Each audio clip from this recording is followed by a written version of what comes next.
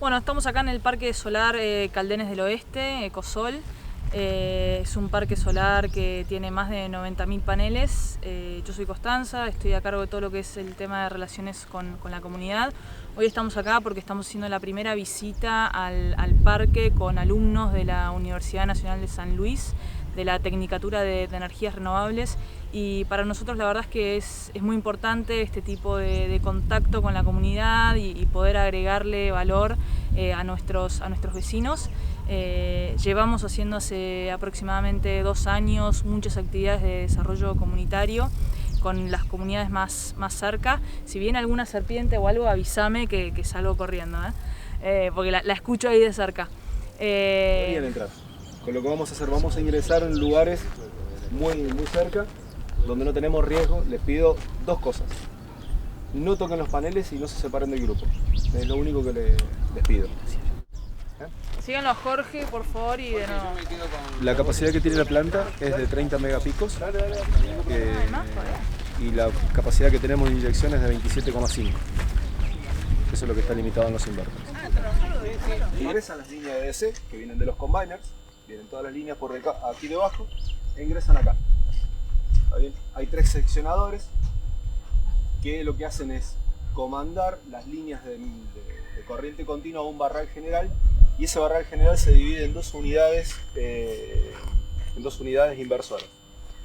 Esas unidades inversoras tienen la mitad de la potencia total del equipo, y lo que hace ahí es tomar esa corriente continua y hacer la corriente alterna.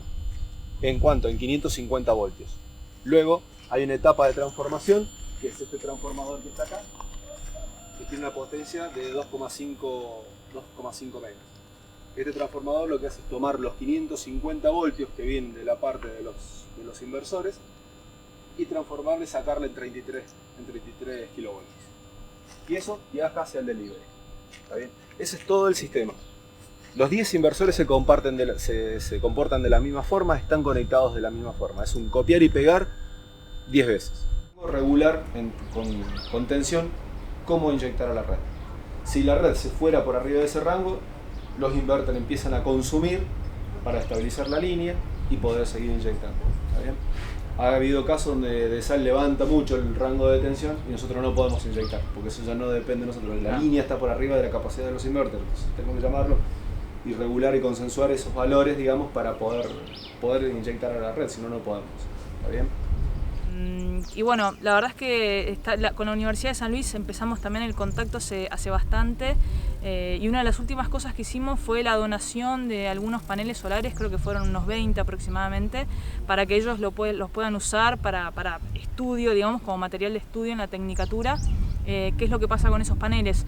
El parque, hay viento, hay tormentas, sufren algunas variaciones los paneles solares que para nosotros como parque la verdad es que no los podemos seguir utilizando, no cumplen con los requisitos para poder utilizarse en parque, pero sí obviamente que cualquier otra institución les puede dar un uso magnífico y los puede explotar y utilizar como material de estudio.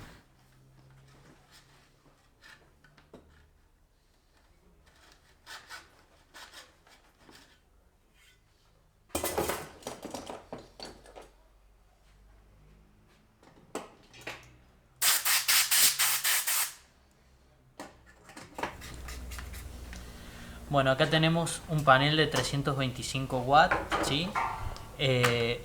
Podemos ver acá la caja de conexiones a la cual van conectados los terminales macho y hembra, ¿sí? Que corresponden al positivo y al negativo, y podemos ver los 3 diodos de paso que tiene el panel fotovoltaico.